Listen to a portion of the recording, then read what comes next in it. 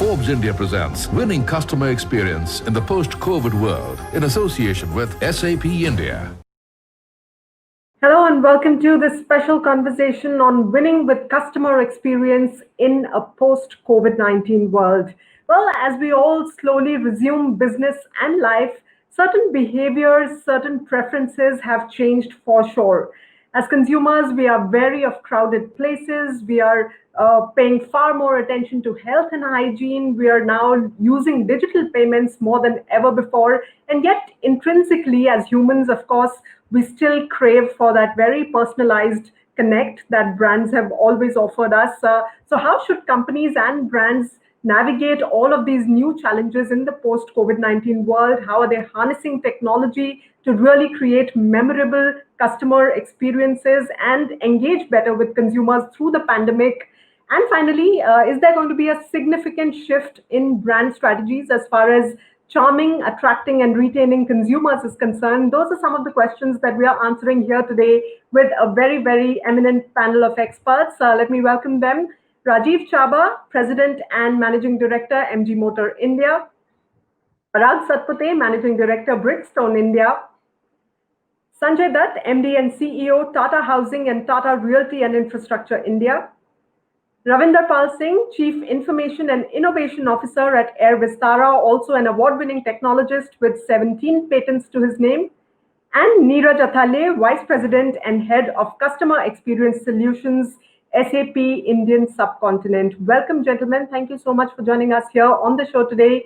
Well, this pandemic has indeed changed our lives like never before. It has changed us as people, as professionals, and certainly as consumers as well. So to begin with, let me hear from each one of you on the behavioral transformations that you've observed over the last couple of months in your respective consumers. Ravinder, if I can come to you first.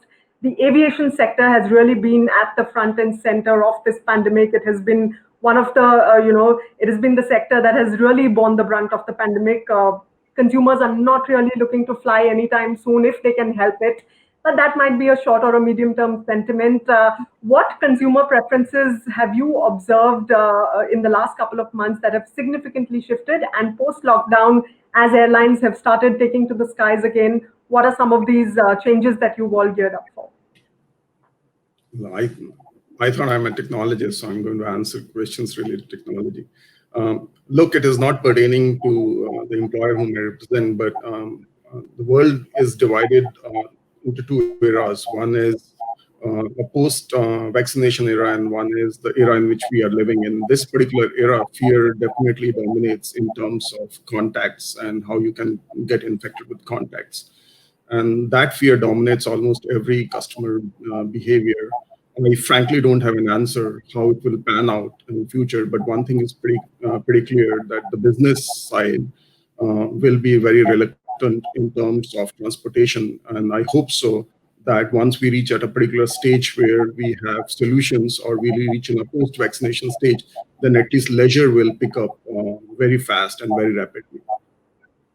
Right, absolutely. We are all waiting for that time when leisure picks up and we can all take our trips again. But Rajiv, coming to you, the auto sector was anyway seeing negative sentiments even pre-COVID-19. It has been a tough year for the auto sector.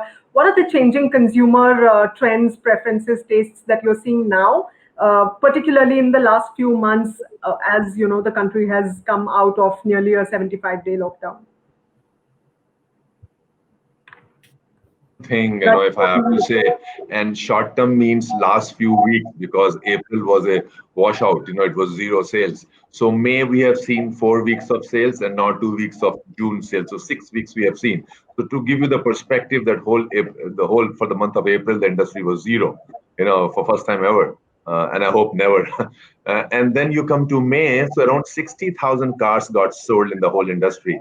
By the way, the whole industry pre-COVID was around 220,000, 230,000 units per month. So it was 50, 60,000 in May, and June we are expecting it would be around 100,000, 110,000. So from that perspective, it's going up, but still way below pro-COVID sales. So here, some of the things what we are seeing in the last 6 weeks is that yes, there is a tendency to, and by the way, I'm talking about the car industry, not about the two-wheeler industry. So in the car industry, the guys are going towards more smaller cars. One interesting insight what we are seeing is that more MPVs and big SUVs are also being sold. And probably the insight here is that people want more space in the vehicle. So these MPVs, which are three rows of seats, uh, and they are being preferred now, or rather, the penetration of these MPVs has gone up a little bit. So that's good. Also, what we are seeing is the search. Around 70% of the customers used to search online. Now it's almost 95% in the last 6 weeks. And the bookings online have increased, which is again commonsensical. And now also what we are seeing is that, including MG, we are trying to bring in-cabin experience of more hygiene and health. So a lot of accessories are getting added inside the cabin, so that, like, they can use as disinfectant, and our kind of device, what MG is doing it is the best in the world right now, through Mediclean, which basically makes sure that even surface are disinfectant. One interesting thing again is happening, that how you can make it more and more less contact, or contact-free experience. So in the showroom, as an example, one experiment what we are doing is interesting, is that, like, you go to museum, you have a handheld device, audio device, right? So you can go to the car, you stand in the front, it says press number one, and it will tell you about the car features on the front, like inside, backside, blah blah blah. So total human intervention free demonstration, like a museum, can we do it? So those kind of experiments are going on. And one last thing, on the after sales side, people are expecting more and more services at home. So what kind of services we can offer, including the car servicing at consumer home? So these are some of the things which are changing, and we are trying different experimentations on that. Great, great. Bunch of interesting insights you've just said there, Rajiv. Before I come to the next question, let me also just throw in a question to our live audience here joining us today. Which of the following categories would you spend the most on post COVID-19? A, household essentials only, that's food and groceries primarily. B, apparel, that's footwear, jewelry, garments, accessories. C, lifestyle and luxury products. D, travel and leisure. So that's the question for our live audience that's joined us here today. Let's see what they have to say. Where will they be spending their money in the post-pandemic world? But let me come to you, Parag. Health and hygiene, like Rajiv was also saying, have become extremely, extremely important. They are a prime focus area now for consumers. How is Bridgestone India planning to cope with these changing consumer needs? And, how do these impact your manufacturing floors, your service, your delivery mechanisms? Indeed, I think coming out of the lockdown after the pandemic, all of us are very concerned about the hygiene and what we are coming in contact with. And for us, that started already in our manufacturing plants. We have two large plants employing more than 3,000 people. So we really had to build the confidence of the people that they feel safe to come back to work. And here, being part of a multinational, we have enough experiences to build upon from our worldwide plants. So we have created state-of-the-art procedures and provided all relevant safety equipment to our staff. And we are starting to see that they build the confidence and are coming back to work. Secondly, also on the front line, we sell our tires through more than 3,000 dealerships across the country. And while there is a pent-up demand for tires, when the cars have been at a standstill for a few weeks, as soon as there was an opening up of the lockdown, we are starting to see an increase in the inquiries online for tire services. So many people want to go in and get the tires checked. At the same time, they're apprehensive to go to crowded places, to be in contact with many people. So we are seeing that they would prefer to have services such as booking fixed time appointments online, so that they can go and minimize the time they spend in crowded areas. Secondly, we are also seeing a preference for what you can call the more upmarket store. So out of the total stores, we have 500 to 600 are what we call family stores. And these are more modern, these are more spacious. So therefore, we are trying to make sure that when consumers come to these places, they feel safe. We are offering new services such as car sanitization. We are also adding on products which are sanitary kits, safety kits, which people can get along with the tire. So definitely it is a question of trying to calm down the fears of consumers and ensure that they remain safe when they're coming in contact with our product and our channel. Right, right. Absolutely. Let me also bring in Sanjay at this point. The realty sector is another one that has really been grappling with various issues even before COVID-19 happened: project delays, structural and regulatory reforms, trust deficit from buyers. How are trends like long-term work from home going to impact commercial real estate then? And has COVID-19, further reduced buyer trust in the realty sector? Very good question. Let me first take a moment to convey that real estate sector was often confused as residential sector only. And why this is important, because pre-COVID, commercial, warehousing, industrial, senior living, co-working space, co-living, all segments were growing exponentially. In fact, in 2019, India recorded the highest office leasing. The net absorption was 47 million square feet, which was the highest in the history.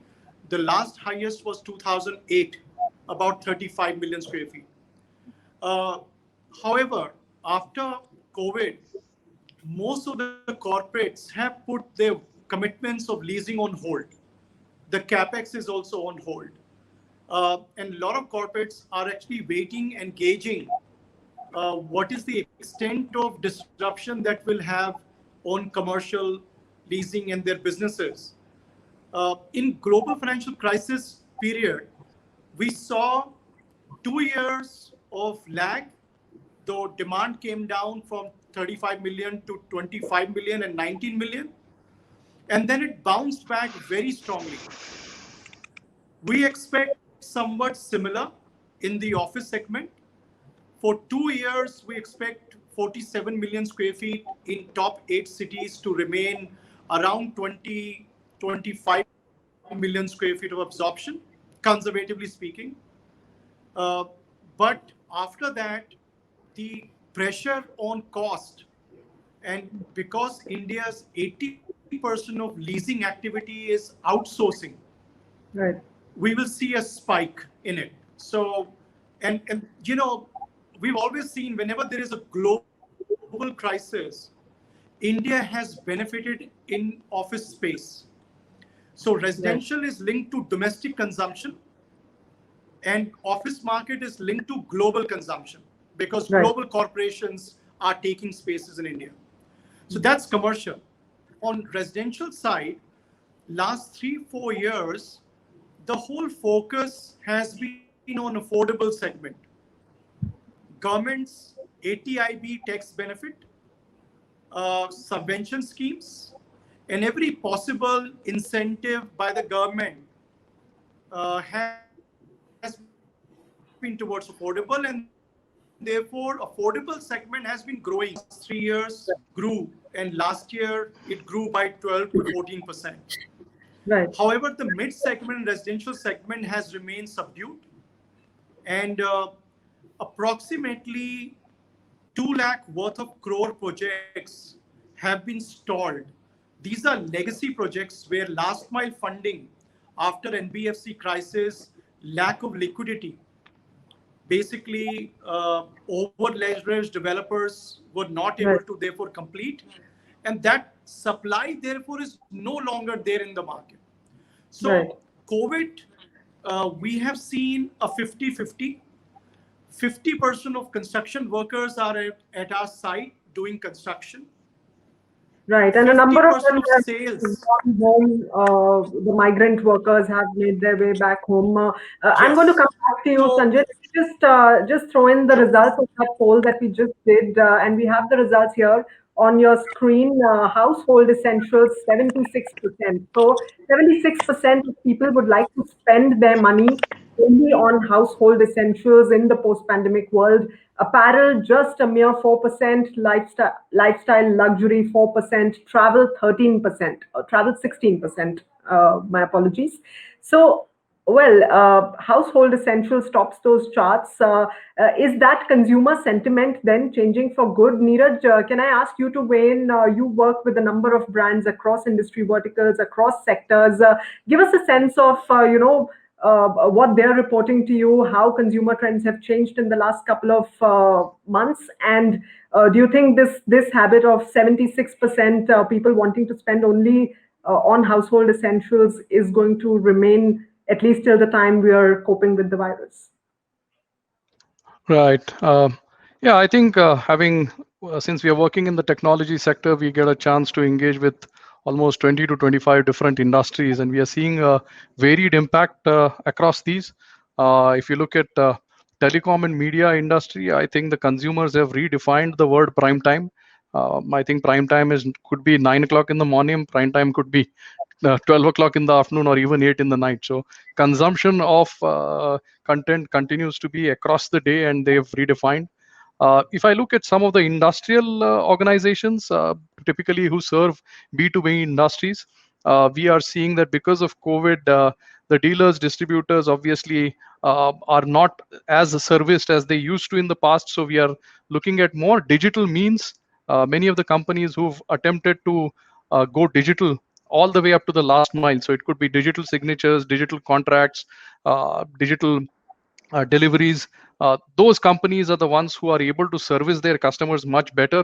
And we don't see a drop in demand in a few of the industries, especially the ones which have opened shop recently. So whether it is automotive or whether it is industrial machinery, even home building, cement, steel, and some of these industries have started slowly and steadily increasing their foothold. And we see that digital continues to be the top of the agenda for many of them. So technology in startups. So many of the startups that we engage with are today working on AI and ML to help organizations identify the sweet spots during this COVID period, a good way to rearrange their planning, for lack of better words, as the country gets into a restart mode in different states. So how you can balance your plans and how you can balance your inventories depending on the consumer mood and sentiment and consumption. I think these are some of the things we see across a couple of these industries.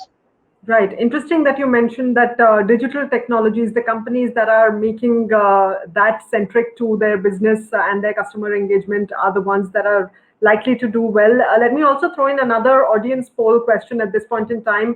How are you likely to shop for the next 12 months?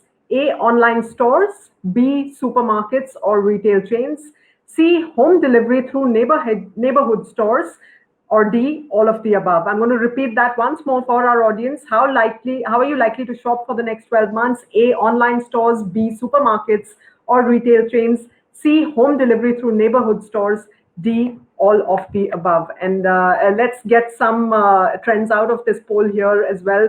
Rajiv, if I may come to you, you had in fact launched India's first digital carless showroom in Bengaluru a few months before COVID-19 happened.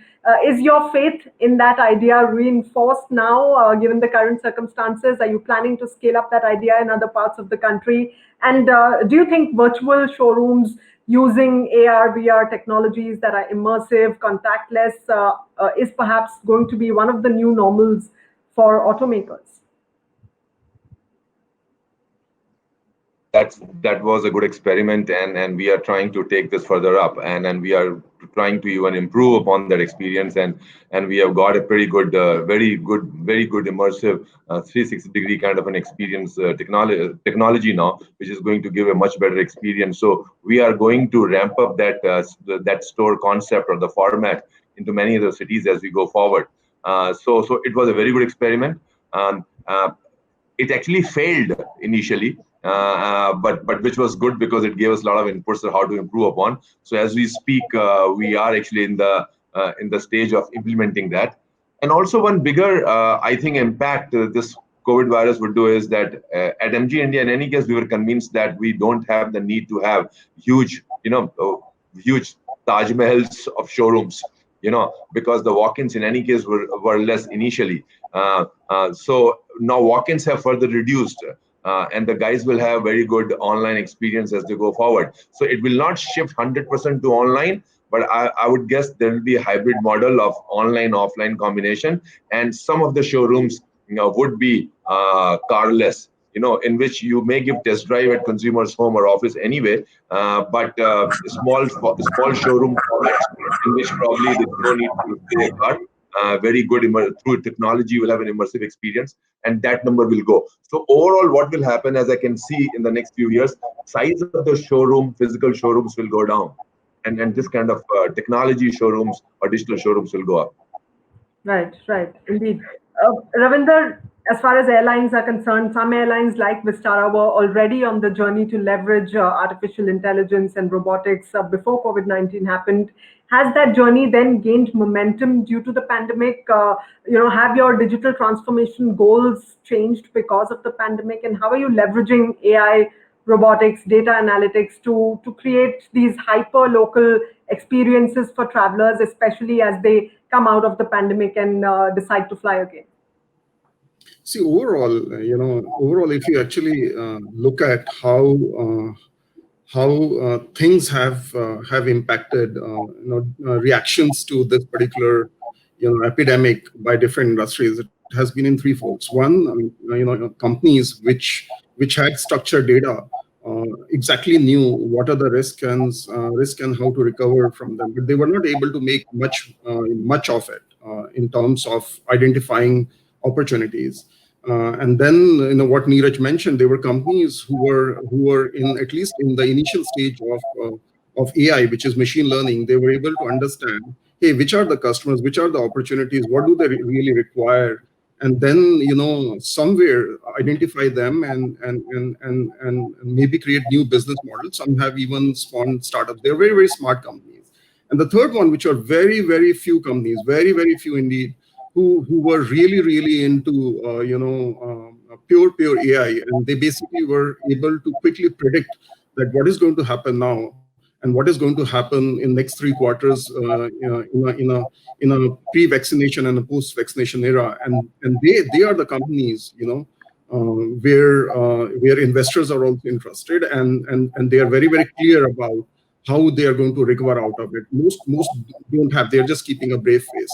About 12 years back, I actually wrote a paper on codification of emotions, and I was basically delivering that paper, and everyone said that's actually nonsense.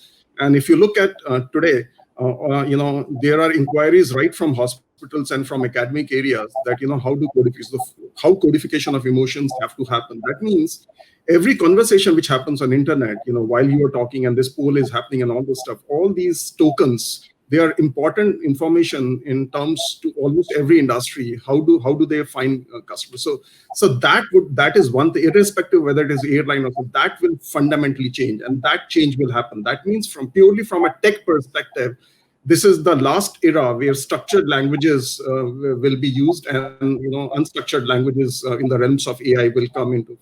Second thing which will happen is commodity technology will come, which any company which was using things like cloud or something similar to that, where the cost of compute was very less, they will be far more successful because they don't have to think about operating cost of digitization. And the third thing is, as everyone has mentioned, robotics will come into commodity zone, and interactions between machines and humans, especially in an age group which is above than 34 years of age, will become far more dominant. And these three trends are not going to stop even in a post-vaccination era. So that is the fundamental shift which is going to happen from a tech perspective. Right. Okay, talking of trends, let's also look at the answers, the results of that online poll question that we threw in earlier. How are you likely to shop for the next 12 months? 38% people believe it's going to be online, 5% only for supermarkets, 17% for home delivery, and 35% all of the above. So a mixed bag for a lot of people, but online winning there with 38%. And Parag, you were mentioning earlier about Bridgestone India looking at e-commerce as a medium, as a sales channel for tires. Let me then ask you, we are talking about all these contactless deliveries. We are talking about creating engaging digital experiences in the long run. At Bridgestone India, how are you harnessing emerging technologies on these fronts? And also particularly for a much, much more enhanced after-sales service? Indeed. I mean, this is a trend which is visible across all categories now, that consumers are searching for information online, and where possible, they're trying to do their purchasing online as well. Fortunately or unfortunately, tires is not such an easy thing to buy and use online because it needs a professional to fit it. But that does not mean that digital will not play a bigger role. I think omni-channel, Rajiv referred to it as well. I think that is going to be the answer for the future. How can we leverage both these platforms? How can we ensure that we provide the right information and the right parameters online for the consumers, and then be able to service them at our brick and mortar stores, which we have already established. So that is the direction we are working on. But there are two other trends. One we already talked about, that people want to spend as less time as possible in crowded spaces. So we are using technology to minimize the time they spend at the dealerships. So first of all, we have reduced the need for our salespeople to visit our dealerships. And there, I'm glad to say we are leveraging SAP, because we have just signed up for a Salesforce automation cloud for customer, and that enables our salespeople to be in touch with the dealerships online without necessarily having to go physical. Similarly, the dealers are able to place their orders online and everything moves seamlessly. That's one trend. The other big trend is, whether we like it or not, these 2 months of shutdown have really dented the balance sheets of companies and also of individuals. So people are very careful in what they are going to invest in. It is coming out in the polls that you show. And all said and done, tire purchase can be a few thousand rupees. So we are coming up with new business models where we can offer tires as a service or in a subscription-based model. Right. I think That's an that is going to be the trend. as a service. Wow, that's a very interesting idea. Sorry to interrupt. I also want to ask our audience to participate once again. If they were to look at investing in a brand, what would be the preferred payment for customers? A, cash; B, debit or credit card; C, digital wallet. What would be the preferred mode of payment? A, cash; B, debit or credit card; C, digital wallet. We've seen a number of trends with digital technologies really gaining pace over the lockdowns, successive lockdowns of nearly 75 days. So let's see what our consumers, our audience here have to say about that. Coming to you, Neeraj, how challenging will contactless deliveries be, particularly for product companies like like Bridgestone India, for instance, and why is it necessary for all of these companies to really offer enhanced digital experiences to customers, especially at this point in time? Right. Yeah, I think as you rightly said, whether it is Bridgestone or there are some of the other leading similar companies who are focusing on three major trends. First is called invisible sales, as was explained. How can a large sales force, which is trying to sweep the country with thousands of dealers, distributors, retailers, how can they do that in a more digital way? Be aware of COVID hotspots. If at all they have to travel, how can they travel in a much better way? So this is what we loosely call invisible sales. The second area that companies are focusing on is invisible service. And what that essentially means is, because of this 60-day gap, whether it is tires, cars that are parked, whether it is transformers that are not maintained, whether it is refrigerators and air conditioners that still need fixing, there's a big long tail of tickets which are sitting out there for many of the companies to solve. And as states are opening, as different cities are opening up, they require much more advanced technologies to optimize these engagements, to optimize the service delivery, to optimize the field force. I mean, a lot of the workforce has today gone back to their cities, and there's a bit of a challenge there. So training these sales as well as service staff online, and then getting them up to speed to handle these tickets better, is the second large trend that we see. And third, obviously, is omni-channel. We heard that omni-channel or digital sales, as we call it, that's a very, very big trend.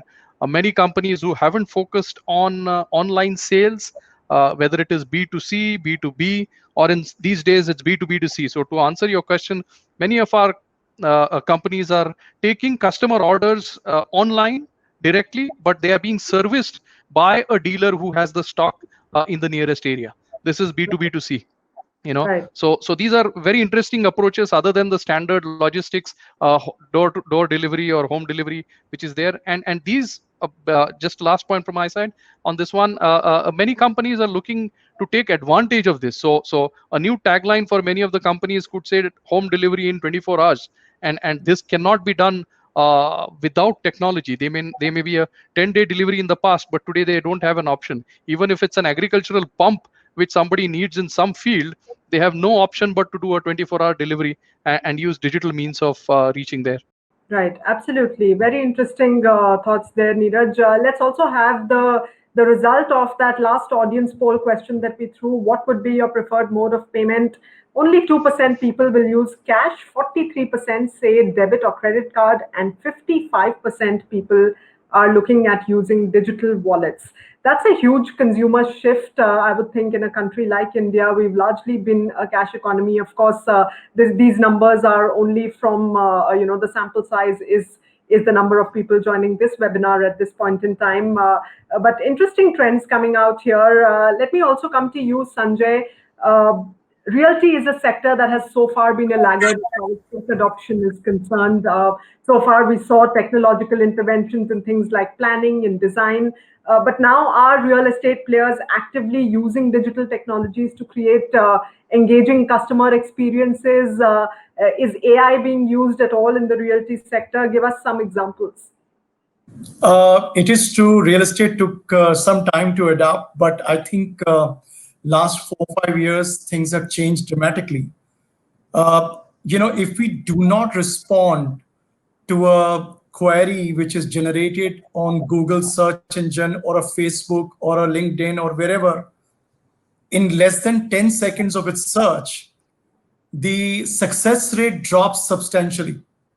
So we have geared up our entire digital platform in such a way that the moment the qualified leads gets captured on the digital space, it triggers a broker, just like a Uber driver accepting a ride and instantly connecting with the customer and promoting the project. So this whole experience from lead generation to actually managing the entire journey of the customer till actual handover and possession. In fact, even after possession, everything is using digitally. Very recently, we kind of came out with some innovative approaches. We had 2,000 apartments which we were supposed to hand over to our customer across 15 cities in India. Right. And many of them were NRIs. Many of them were still in places they could not physically go and register.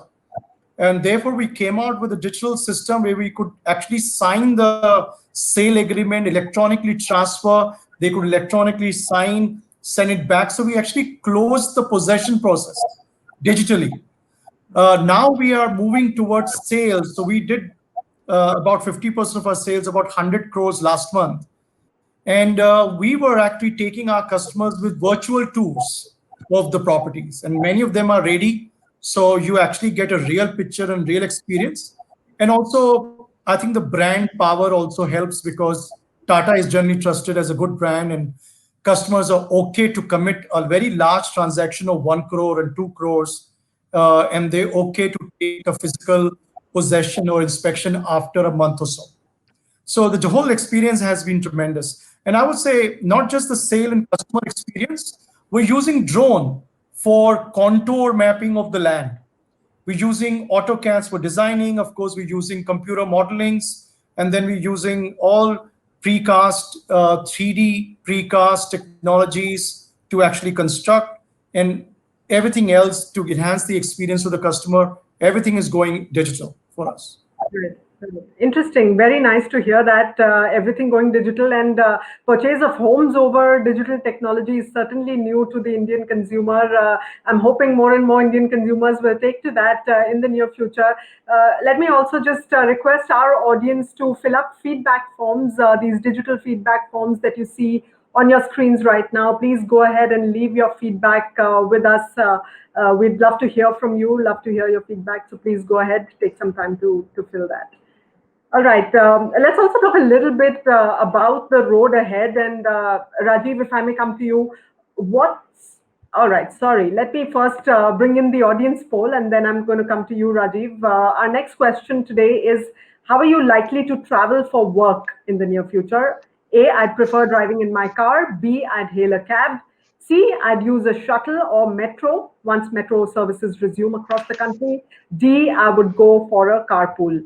A, driving my car. B, hailing a cab. C, public transport. D, carpool. How are you likely to travel for work? Audience members, go ahead. Let's hear from you on your preferred mode of transportation in a post-pandemic world.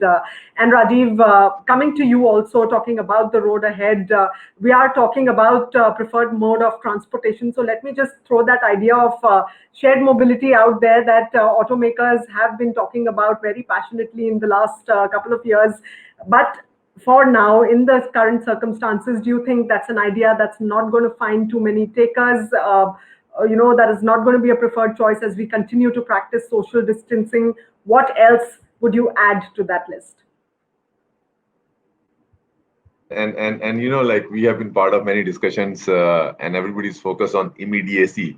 I think our co-panelists said pre-vaccine and post-vaccine scenario. And if I can take post-vaccine scenario also, let's say 1 year post-vaccine scenario. So, if we can divide this discussion into immediately right now, let's say this year kind of thing, 2020, 21 and post-21. I think lots of things what we are talking and the poll you are taking right now, if you take this poll after 2 years, I would be surprised if you do not see changes in that. Because right now, immediate fear, you're psychologically you don't want to take new things, you don't want to take risk, and we all are scared, so that's why we are responding in a particular way. But I think human nature is very different. So once this scar of this COVID virus goes away, and let's say the scar takes maybe 2 years to go away, and in 2022, when you start seeing, when let's say we have vaccine and we are not bothered, and we realize maybe in that point of time that this was just like a flu, hopefully, then human interaction will start again taking place. So certain things will change for sure, but a lot of old habits also will come back. So it's not going to be that kind of a doom and gloom scenario sometimes we portray, during this time. So, we have this mentality of fast and feast. So right now it's all fast. It won't be feast, but I think again, the balance thing probably would happen.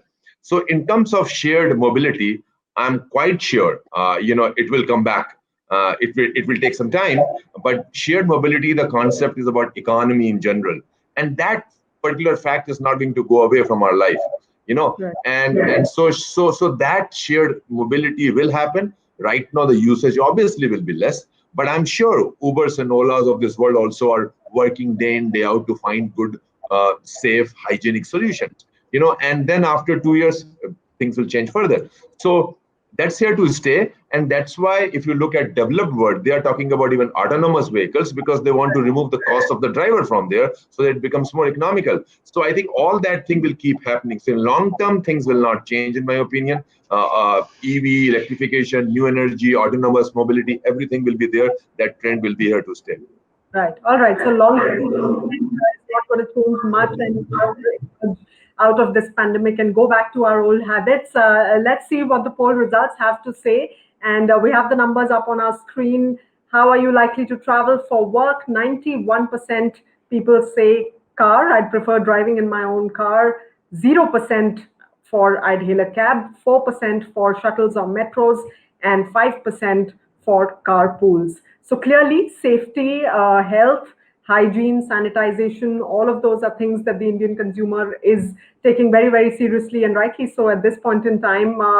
We are getting out of time at this point. So let me quickly give each one of you 30 seconds to wrap up and tell me what is your one big strategy going to be for creating a winning customer experience in the post-pandemic world, one big pillar that you are going to focus on. 30 seconds each. Sanjay, if I can start with you.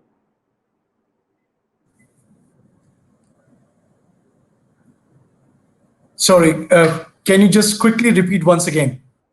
Your one big strategy for creating a winning customer experience in the post-COVID-19 world. One big pillar, one big shift that you are going to be focusing on. So that's a critical one. So most important aspect for us is, real estate is a very large transaction. And for many, it's a lifetime commitment. a lot of it is actually linked to job security sentiments of the market. So unless that important aspect is addressed, I don't think we will see us, back to normalcy. As a business, the most important thing that we need to do is give the comfort and the assurance to our customers, which we are able to demonstrate through a very transparent process that we have evolved through a digital platform, whether it's pricing and benchmarking and quality and the brand eventually, how we are able to communicate without they having to come to experience our place. And that has been the single most success factor that we've seen recently because we generated revenue. We're now gearing up how we can take this, the whole journey, and have 100% of our revenue generated through this experience. So I think assuring trust while using digital, experience is the key for us, in our opinion. All right, great. Parag, what about you? Winning strategy in the post-pandemic world as far as customers are concerned? Pre-pandemic, post-pandemic, the most important thing for us is the quality of the product. So we will continue to invest on the quality, but we are starting to build services around the product. And in this, digital technology like sensors, what we have been talking about, is going to play a key role. So quality supported by digital technology helping enhance service. Experiences. All right, fantastic. Ravi, what about you? What should brands be looking at? What should companies be looking at to create winning consumer experiences, especially those who are looking to leverage digital technologies? So, Mridu, my hypothesis is based on two central points. For a very long duration, people of a certain age, which are minority, which is a minority demographics in India, have taken decisions. And for the first time, they have understood that there was already an undercurrent of a language which was happening between people who were under the age of 28 years, which is a language between machines and all kinds of machines, including mobile phones and this particular thing. I think that has become a mainstream now. And any strategy, whether it is related to what kind of product, what kind of services which I'm going to build, and how I'm going to sell them, and how other people are going to adopt them, how to market them, that would be central. So from that aspect, I think data-driven, just not using this word AI because it can be interpreted in a data-driven tech will become one of the most prominent pillars in any corporate strategy. Right. Data has indeed been the new oil for at least a decade now. So thanks, Ravi, for that input. What about you, Rajiv? So I would say that the building trust will always be the most important thing in any kind of time. So I think Sanjay also said that. So building trust, and our motto in MG is enabling exciting experiences every time. So try to do a little bit more than consumer expectation. So even at this point of time, we keep thinking what kind of solutions we need to give to the problems consumers are facing. So we'll continue as per that motto. Right. And Neeraj, final word to you. At SAP, you're responsible for enabling many of these experiences that brands wish to offer in a post-pandemic world. What changes for you with respect to helping other brands, and what should B2C companies be looking forward to? Yes, I think many companies have spent a whole lot of money in the last era on training the sales guys how to sell. Then they spend a lot of money on helping train customers on how to buy. I think the new era is where the customer is trying to tell you how they would want to be sold. And this depends a lot on 4 different types of experiences. Product experience, as we heard from Bridgestone, brand experience, as we heard from Vistara, customer experience, as we heard from MG Motors, and employee experience. These 4 are absolutely interconnected. They may not be visible in the first shot, but as you collect these experience data points from the 4 areas, you will see that to become a successful organization, you have to do a balancing of these 4. And an in the moment experience has significant value. So while I'm buying, what was my experience? When I got the delivery, what was my experience? When I went and tried to do a service, how was my experience? These are data points that tell you a lot about how an organization is trying to take care of me as a customer. The ability to take this information and then keep reusing it on a regular basis to improve business is the name of the game. I think that's where a lot of the companies are focusing on, especially the leading ones. So that, in my opinion, takes the cake for the next era. Right. Thank you very much, gentlemen. And thank you, audience, for participating in this virtual event today. I'm going to request you once again to fill up those feedback forms that you see on your screens, digital feedback forms. And we at Forbes and Network 18 will, of course, continue to bring you more such conversations with eminent industry leaders. Thanks very much, gentlemen, for sharing your very, very valuable insights here today. And, of course, good luck for that journey with your consumers who have, of course, moved from experiencing customer satisfaction to customer delight, and now perhaps are demanding customer euphoria. So good luck to all of you on that journey ahead. And with that, it's a wrap of this special event organized by Forbes India and SAP. Hope you enjoyed the insights. Thanks very much for joining us. News and updates continue on Network 18 platforms. Goodbye. Forbes India presents Winning Customer Experience in the Post-COVID World in association with SAP India.